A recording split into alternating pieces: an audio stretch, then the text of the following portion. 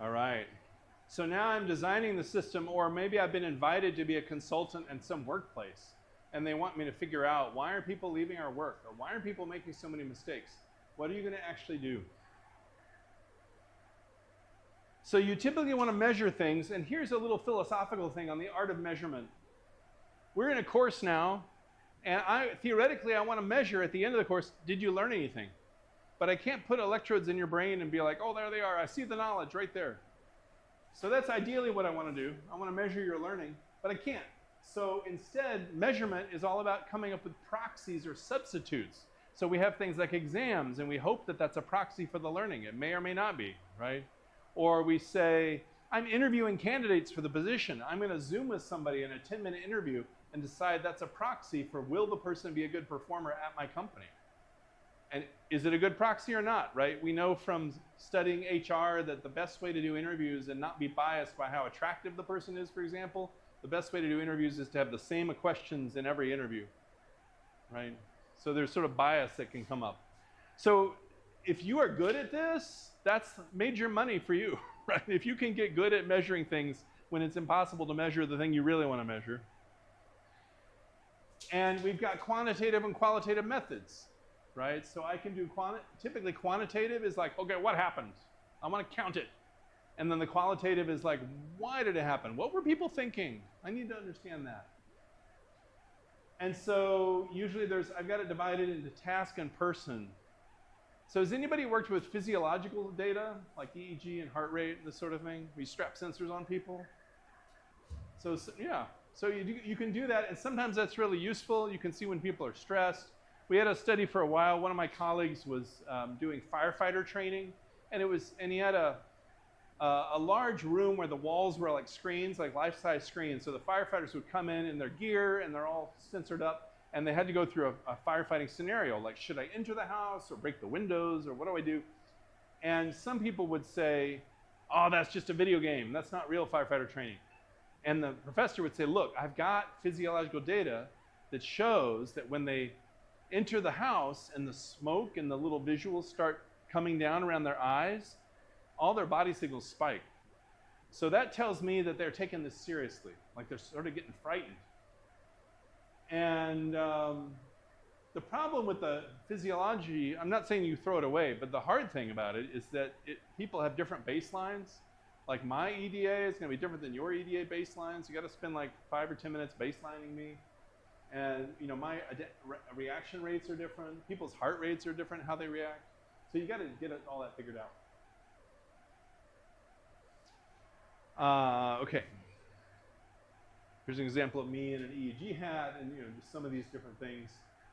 There's a whole field of neuroergonomics, which is like if I understand the ergonomics enough, I can predict what you're thinking, which is a little harder.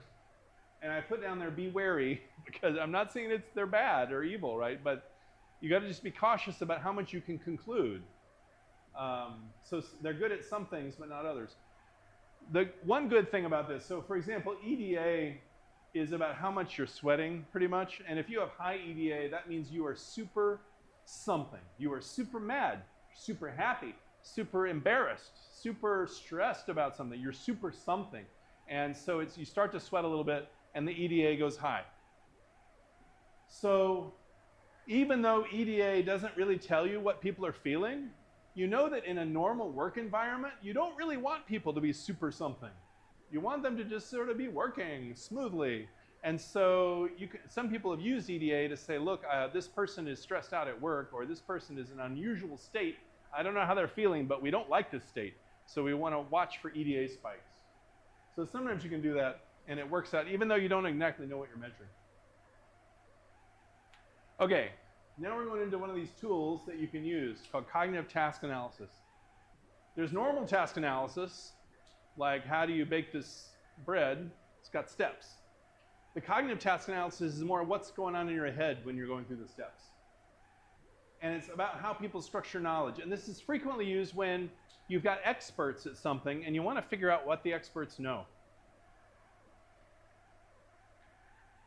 And so it's really helpful in complex situations. Here's a chess game. Anyone know who's winning? So what I would proposed to you is that if you're an expert in chess, you would know, right? You would have looked at that game and you're like, oh, it's the whites, white team is winning ahead because they're using the Kolmogorov approach, right? Like if you've got that down, you've got the schemas for that, then you are all set, right? And that's what experts do. Novices don't do that as much. So when you're interviewing people in a workplace, you're trying to get at that expertise. Like, what is it? And the interesting, Larkin and Simon talk about experts often don't know how they do things. Go back to system 1, system 2. Sometimes it's so automatic for the experts that they can't really describe. You have to sort of pulling teeth a little bit. Like, tell me more about how you knew that this was you go to an art expert. You say, how did you know this was a fake Da Vinci painting? Well, it just wasn't right. And you're like, tell me more. And you have to sort of pull out, and they start to get to like, well, the brush strokes aren't right, or the colors weren't the right, and they'll start to break it down. And so the big point is the mental representations they're using determine how you perceive and solve problems, right? So the mental representations we're walking around with, like we're walking around the building, doing our thing, being students or faculty, and we've got these mental representations that determine how we see the world, what we think is important, and this seems somewhat obvious, but it's a good reminder that like your brain is not processing the world the same way other people is processing it. And if you're designing a system, you need to know how that system is going to work with people. So in cognitive task analysis, maybe this is the inside of an airplane, and this is a woman who's famous for doing cognitive task analysis, and she's sort of investigating the wiring, and she's trying to interview the people, the engineers who designed it. There's a couple methods. And again, this is in one of the papers if you want to learn deep details of CTA. And this first bit is about trying to get the knowledge out of the experts. And these are 5 techniques to doing it. And then you're going to analyze the knowledge you get out of the experts. And then you're going to represent it in some way that you can share with people. And then you're going to say, okay, this is what experts need to know. Here's the expert knowledge over here. I got it nicely packaged up. And here's the novices. How am I going to get them to have the expert knowledge? So in critical decision method, you're going to people and you're saying things like these sentences. What happened that time when something went wrong? Can you remember a time when something went wrong? Oh yeah, that was, maybe they're in the hospital and that patient came in and we'd never seen a patient like this. And we sure didn't handle it well because so-and-so did, And so then you try to break down that situation and you start getting information about how they see the world. It's a little fuzzy. This is a little fuzzy sometimes. It's a little qualitative, right? So some engineers are like, whoa, you're telling me to do this? I'm like, yeah, it's good, it's okay. Knowledge audit, a question or probe that works really well are things like you talk to the expert and you say, when there's a new hire or some rookie, what sort of mistakes do they make? Oh, the rookies are terrible because they do this and this and this, and that's another way to do it as well. A concept map is another technique you can use to map out things. This is just ideas connected with arrows, and usually the arrows have a verb on them, like is. A method of cognitive task analysis is analytical or is controlled, or there's different ones. There are some articles here that I was participating in with a John Deere study. This is a virtual combine simulator. Combine's it's the largest farming machine that's, sucking in the wheat or the corn or the whatever you're farming and pulling it in the tank. And John Deere came to us and said, we want to put some AI in this little screen right here that's going to make adjustments for the farmer. And we want you to test whether farmers will be insulted by that or whether they will like it. So we did some studies along that line. Okay, so you can do these interviews with the farmers. We were interviewing the farmers, the knowledge elicitation. The other big method is just observation. So what can people tell me about this work scene? If this is the company that your client's hired you, we've got problems at our work, and this is the way the company looks, what are some things you can observe about people's work there? Just thoughts? What's that? Workstation is too cluttered, like everything is scattered around. Too many buttons are there, like they have to continuously push that button and that button, which button to press. So workstations are complex. Yeah, there's a lot going on. Yeah. Is there something over here?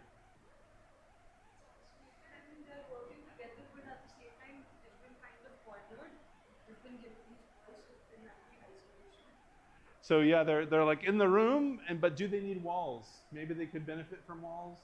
I don't know, right?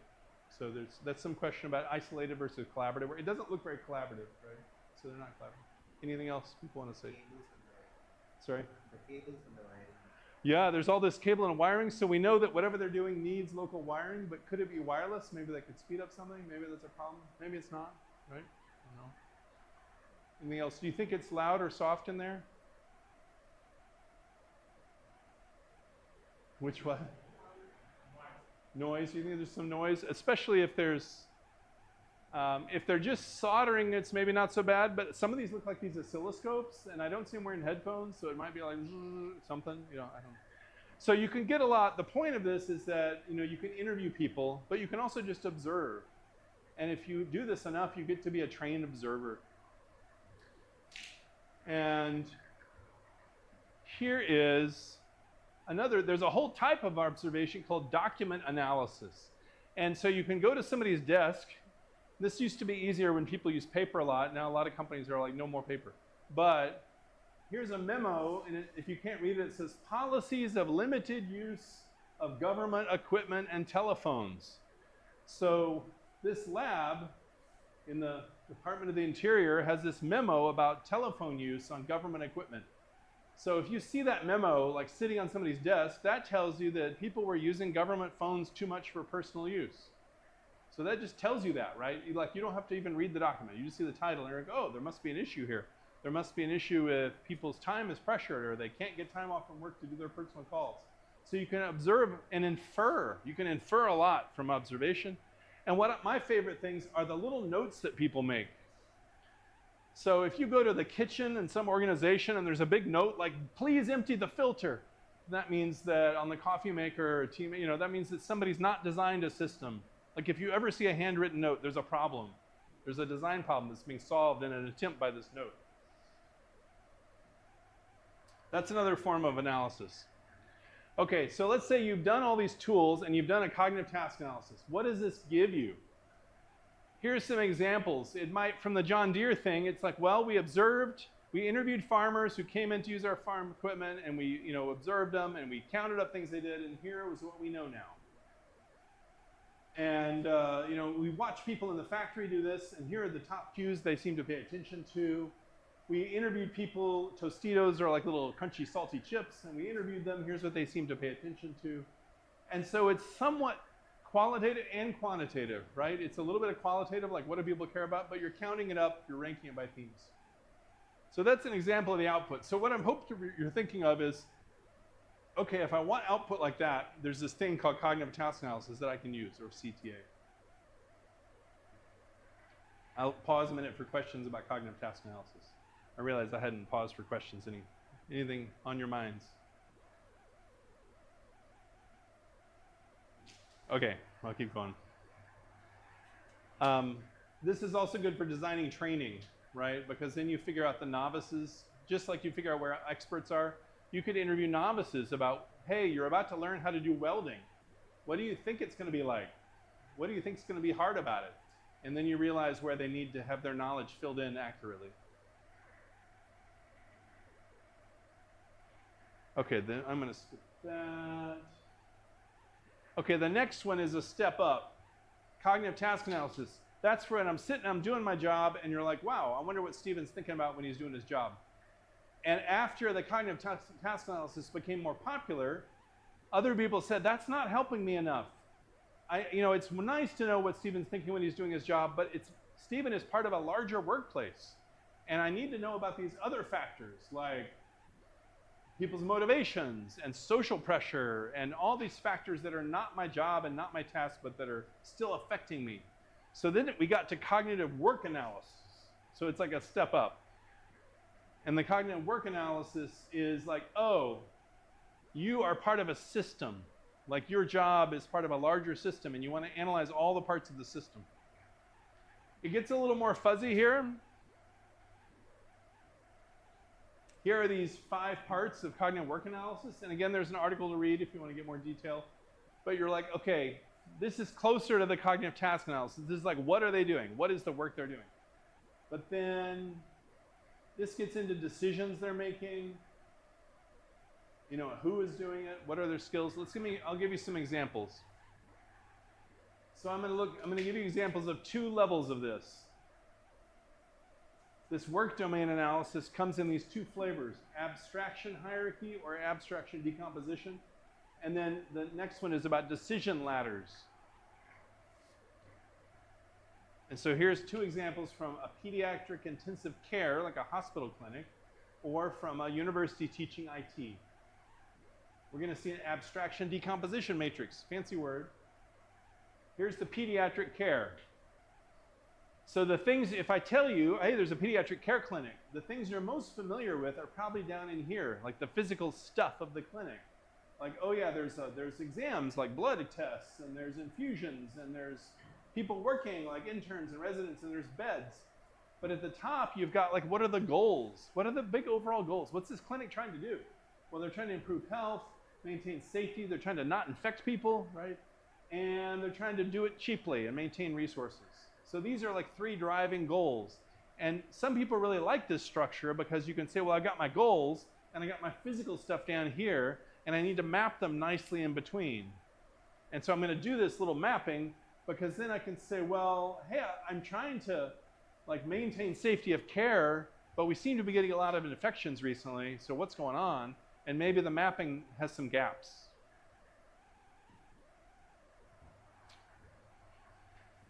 Okay, here's the one for teaching IT. My goal, train the students in IT skills. And I've got all these constraints. And then down here, I've got things like books and software and things like this. And so in between, I'm going to do these mapping of like, okay, what is the teaching? What's the pedagogy? So you can map that through. Okay, here's the decision ladder and control task analysis. This is a decision here. I'm making decisions about, maybe I'm in the hospital emergency room. I get a patient coming in, and I detect a need for action. Hey, there's a new patient. What's going to go on? Well, I need to get some information, identify the state, and typically I'm going to go up the decision ladder, up to like, well, now I understand everything. And now I'm going to make a decision. So I'm going to have some goals and my target state. I'm going to work my way down. So the maximum you're going to do is all the way up and all the way down. But if you're an expert, you get these dotted line shortcuts. And so experts can look anything, like any of these methods in the dark. The expert might just jump up a little bit and say, oh, I've seen that before. That's a classic case of this. I've seen that. No problem. And you're going to just deal with it. Okay. So for a last bit here before lunch, I can tell you a story of a project where we did this sort of work. I've been telling you in theory how to do it. And this is a project with my colleague Anu Sharma, who's a professor in construction engineering, civil engineering at Iowa State. And he also went to this institution, NIT Aurora-Kayla. And he was so excited to hear I was coming to visit. He's like, it's my alma mater. So with him, I got together in this place. Traffic and collisions are bad, right? People die. And so we went in Iowa, there's a center has all the TVs on the wall, looks like in the movies, and they're managing all the accidents. So they have cameras on all the highways, and they have these people called traffic incident managers, or TIMs, and there are usually 4 on staff at a time. If this were in India, there would need to be a lot more than 4, because you have a lot more people. But here's a TIM, a traffic incident manager, and they have these 3 screens. And their job is to notice accidents and dispatch the help that's needed. So they say, oh, I saw an accident. I need to dispatch a fire truck because there's some fire. Or I need to dispatch an ambulance because there's somebody who's hurt. And they radio up and they dispatch people, and then they want to get the vehicle moved off the highway to stop blocking it, because the probability of a new accident increases with time as there's a blocking car, right? So they send out people to move the cars. So they have to deal with these. And they were taking an average of about 9 to 10 minutes to deal with these accidents. And while they were doing it, they were using 15 different pieces of software, which seems really inefficient. And it also seems inefficient because you notice that 4 of them look like maps. I was like, why do we have 4 different map softwares? Like, well, So our task was, can we design one piece of software that enables them to do all of this and speed up their times? Here's a video that, let's see if I will show the video, yeah. So here's a video, this is a little bit sped up. So the operator is watching a highway, and they're just browsing through cameras. And we literally heard an operator say something like, oh, it's about 9 in the morning. I think traffic, exit number 28 often has accidents about this time. So, oh, not now, but then a couple minutes later, oh, there's the accident on exit 28. And you're like, why don't you just fix exit 28? But they're browsing around. Okay, a crash actually occurs down there, but the operator doesn't notice because they're looking up here. I mean, the amount of pixels for that crash is tiny, right? It's like down there. It takes 5 minutes for the operator to notice the crash. And this is terrible, right? Because there ought to be sensors on there that's like crash, crash, crash. Okay. So we're going to move on.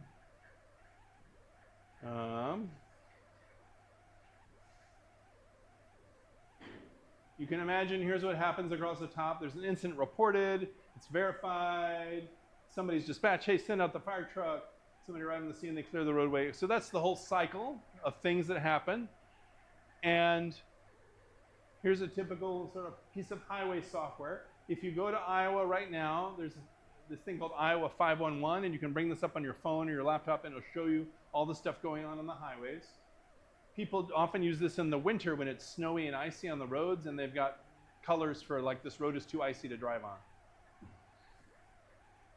Now, the other thing that we've got out there is, you probably have seen some of this.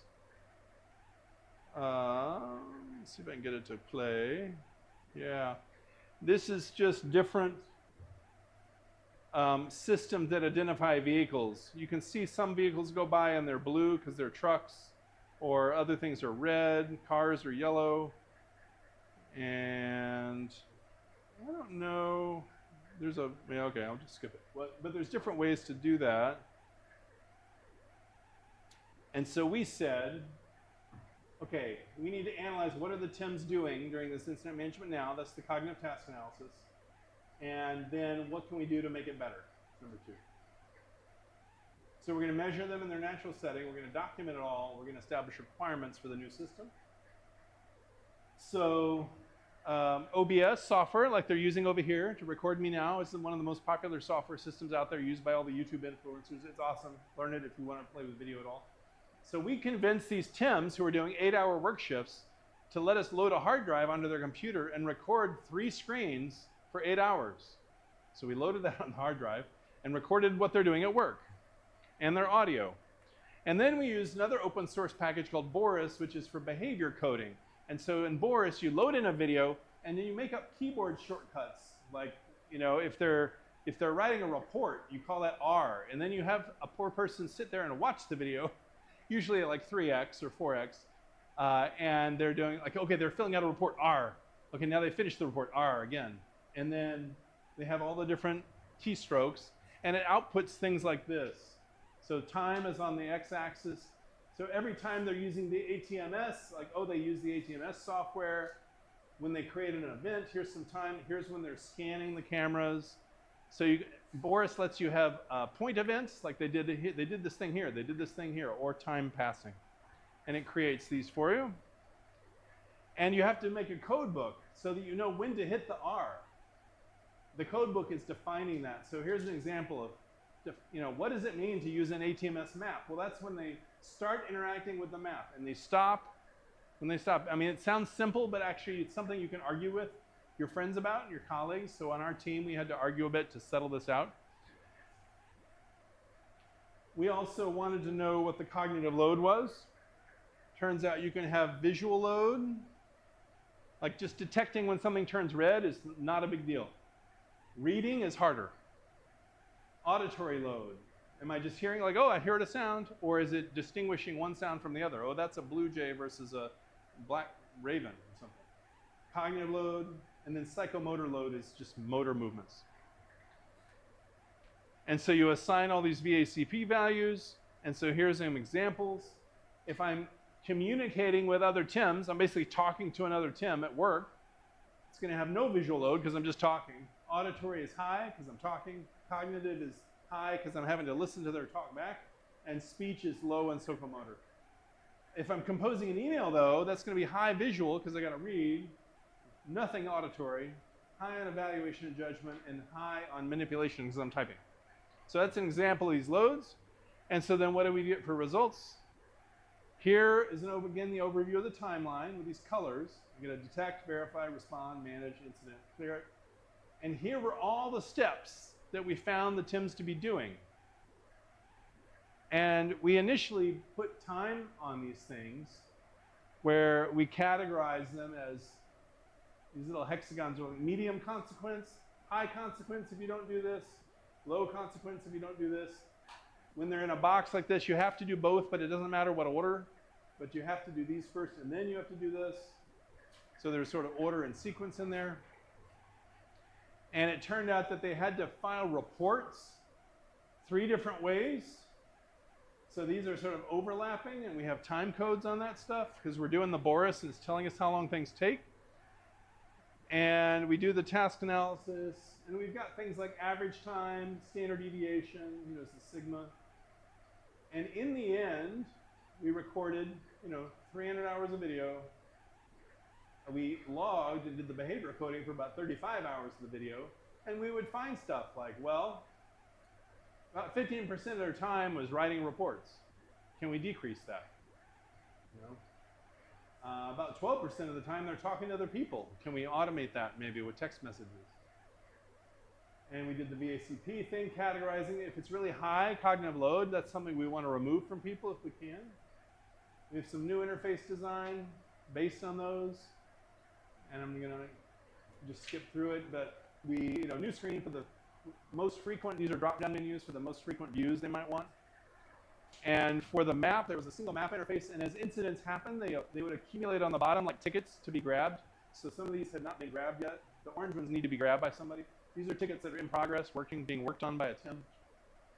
And some of them are automatic, like when it's got a little head with gears in it, that's like an AI system, thinks there's an incident versus a real police incident. And then we had a UI design. My favorite part of this report, this is one interface for reporting. My favorite part is the lanes.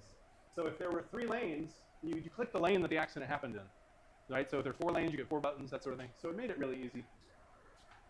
And overall, when we did this, and then we would analyze how people used it, we decreased the number in steps by 43%. So all the steps that are now white over here are gone, right? So they can just do the remaining color steps. So it's almost a half, half the steps. So that's sort of the result you can get. Okay. So this afternoon after lunch, here's the preview of lunch, after lunch. What I'm going to ask is we're going to be analyzing a video game using some of these techniques. Now in my real course, we do this over like 5 weeks. So we're just going to do the quick and dirty version. But what I'm hoping to do with you after lunch is to be in groups of 2 or 3 people.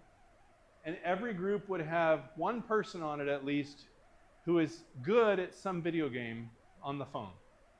So see if you can think of some game that you play on a phone, and we'll divide up groups. And the idea is you'll find an expert and a novice at this game. So maybe you're really good at Candy Crush. No, I don't know what you're good at.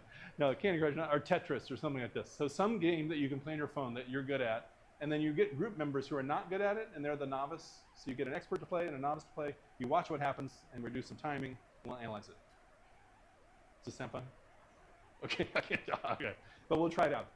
All right, that's enough for now. Thank you for your attention. That was a little long. Yes? Yes.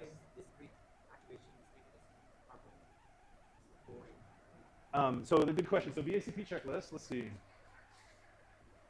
You're talking about like discrete adjustment versus continuous? So like, yeah, so discrete actuation is like, I don't know if this is the way it is in India, but like if I have a clothes washing machine, it might have a knob and it has these detents or notches. Like I turn the knob, it's going kunk, kunk, kunk, kunk, and that would be discrete activation or actuation instead of a continuous knob like volume on my radio. Does this make sense? Yes, that's all it is. So the discrete means there's only, we're controlling your options. You only have like 5 options or something, so it's like chunk, chunk, chunk, chunk. Instead of it could be anywhere. Does that make sense? So, yeah. Yeah, like the different speeds. Yeah, like on the fan, on the ceiling fan, I can have, on this knob over here, is it continuous or discrete on how fast the fan goes? Yeah, it's like got 5 options, 4 or 5 options. So that's discrete. Yeah. The discrete adjustment. So actuation is more like I need to turn it. Like adjust the knob 1 notch. And you're like, I just do it. I would be like set the knob at 4, and then this sounds harder, but it's like, oh, you have to go and you have to check. So it takes a little more load because you have to check. Did I get it at 4? Did I get it at 3? Whatever the person asked me. So the adjustment means you have a target. Does that make sense? Yeah. So I was just curious, the project that you did sounds very fun, but at the same time you're a cognitive specialist, and I wanted to know, like, it had a lot to do with software and interface. So what is the handover that you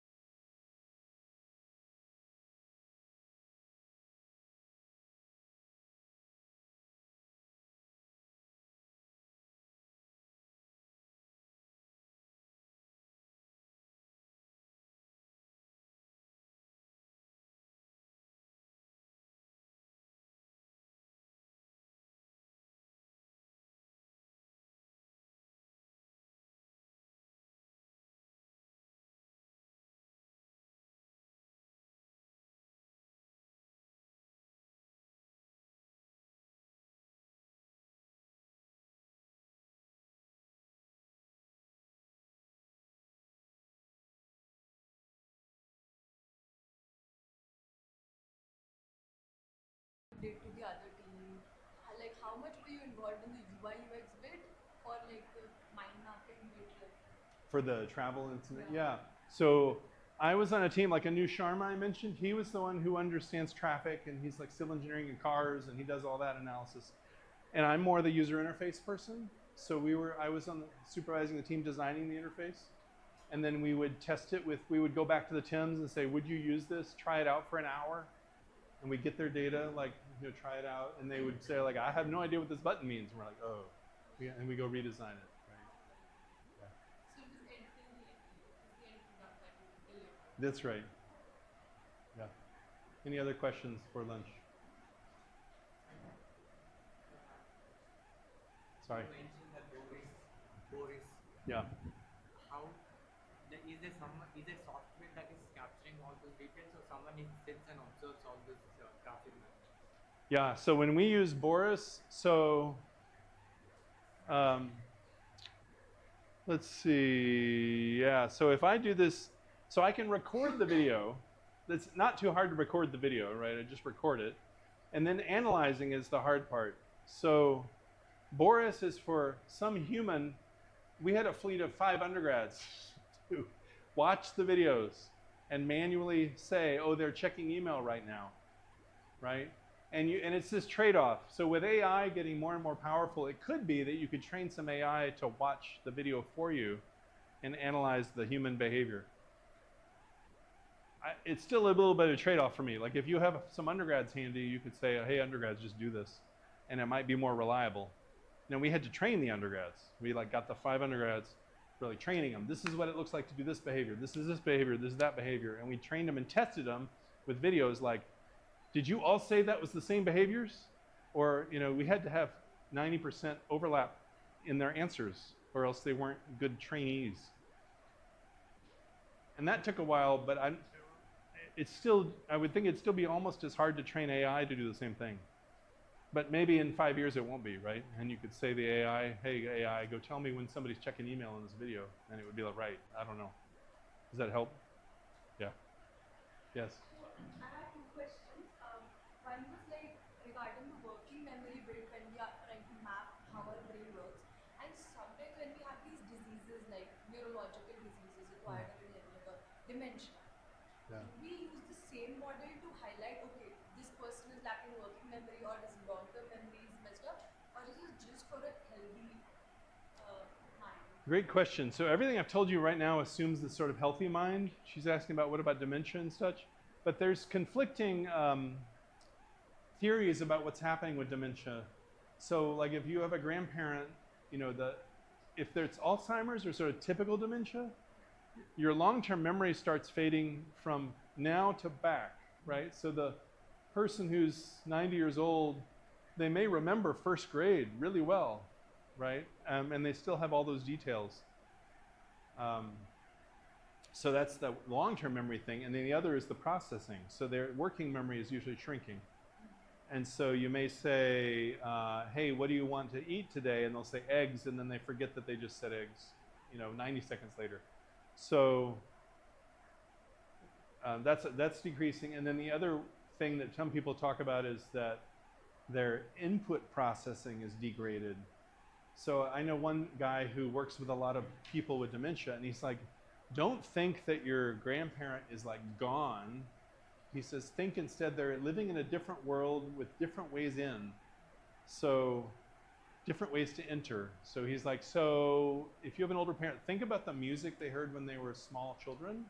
And that music is often a way in. You can sing songs that they might have heard when they're children, and then they will be with you because that's still there. Or think about memories they might have. So it's more like some of that world is still there, and you have to access it in different ways than you or I would normally. I don't know if that helps.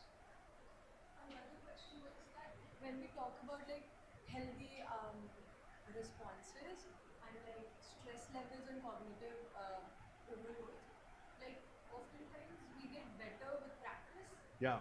And there is a certain amount of load necessary, but if we start calling it unhealthy, like would it lead to like us not practicing enough and not getting in depth enough? So like how do we define it? Healthy versus unhealthy. So there's, the healthy versus unhealthy load. So we talked about system 1 and system 2, right? So if I'm going to be a musician, I need to practice so much that it's automatic. And I'm at system 1. I've got automatic everything. I'm going to play this song. It just happens. My fingers flow. But I'm trying to think of what the unhealthy would look like. You're saying unhealthy like I spend all day on my phone, or like I spend all day in the music? It's more like somebody saying, oh, you're studying way too much. You're studying 30 hours a day. It's necessary for it to become automatic to enter system 1, but at the same time, if I start calling it unhealthy in the start, it won't enter system 1 at all. So where do we draw the line? Yeah. This, of course, depends on you and the human, like you, the human, right, and how your studying works. Also the culture, like East versus West philosophy. It could, yeah. I don't know. I will say all the research on studying, if you're trying to do studying, is about test yourself. So I've got students who are like freshman year in their bachelor's, and they'll say, right?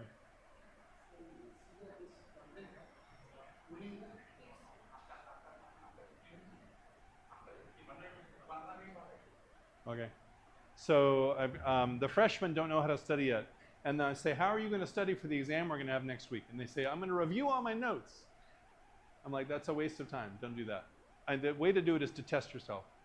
Like the way you learn is testing yourself and getting things wrong and being like, oh, I was wrong. I need to adjust my brain. And so you need to test yourself all the time. Yeah. Once you have done the intervention and you have reduced the number of steps Yeah. on that particular task, the person who is doing the same thing previously and now he is doing the same thing on the intervention part. So again he has to learn or to wire his brain according to the intervention. That's right. So again, the efficiency which will be from the newly intervention, maybe in the beginning step it will be a little bit higher, and over the period of time, maybe it will reduce and come down and. Exactly. That's exactly the way to think about it. So there's a term about walk-up usability. So if I have like do they say ATM machine here? Cash machine? Yeah, so those have pretty good walk-up usability. Like I could walk up to a machine in any country and be like, I need my money, here's what I'm gonna do. But there's software, I saw down the hall the CAD lab, right, for computer-aided design. There's software called SolidWorks. Does anybody use SolidWorks here? Right? SolidWorks is a pain in the neck. Like it is demanding and precise, and like you got to get it right or it's not going to work. But so it has terrible walk-up usability. But if you're an engineer and you're a professional, you love it because it gives you all the power you need. And once you learn it, it's like excellent, right? So to your point, like there's some work at the beginning, right? So and whether or not that work is okay depends on the situation. You know, whether it's okay to impose that work on people. Some of you know that Microsoft Office, I forget when it was, about 15 years ago, added the ribbon. So, by the way, for my tech friends, the battery is getting low, but we're about to break. But okay, this stuff at the top is the ribbon. And you know, I have different things on my ribbon and different panels. And it used to not be there, right? It used to be somewhere else. And all those, it used to be all menu driven. And when when Microsoft added the ribbon, people were freaking out. Like, this is horrible, it's terrible, and I hate Office and Microsoft. And now they're like, oh, I got a ribbon. So it's some transition time. Yeah. Okay, we should break.